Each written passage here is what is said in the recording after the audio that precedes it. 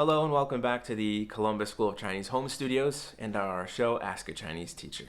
So today I want to try something a little bit different. I want to teach everyone two phrases of classical Chinese.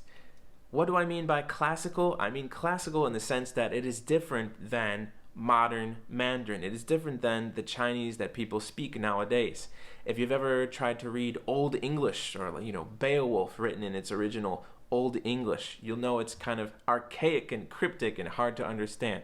But there are certain classical Chinese phrases that everybody knows, that is part of everybody's education if you've grown up in China, that if you as a non-native speaker can use in the right places, will really go a long way to demonstrate a lot of respect and background knowledge about Chinese culture. So the reason I got this idea was I was just recently going through some old photos and videos from my very first trip to China back in 2004. And there was one Saturday we were invited to visit a class for local primary students.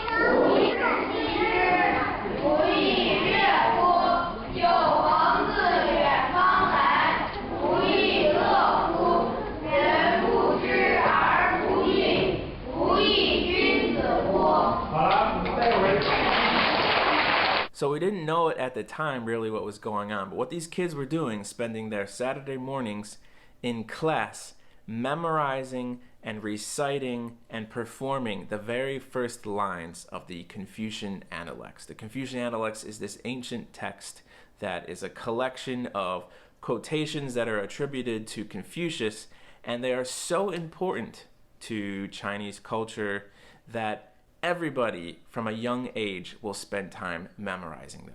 So let's learn a couple of these phrases. Phrase one here is the very first line of the Confucian Analects. One of the lines that these students had just said in the video. 学而时习之，不亦说乎？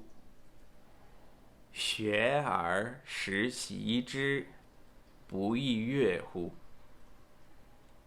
Does it look like modern Mandarin that you've come across so far?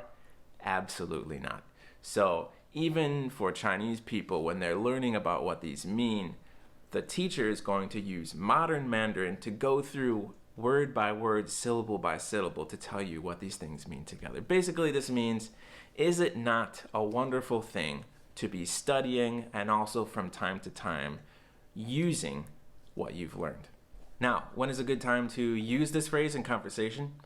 Anytime the topic of conversation is about study, especially when, if you're using Chinese, native speakers a lot of times have a tendency to compliment that you're learning Chinese or compliment that, oh wow, it's such a difficult language that you're working with. If you want to express that, yes, it's difficult, but I'm really enjoying the studying and I'm really enjoying being able to use it with you, that's a great place. 学而时习之，不亦说乎?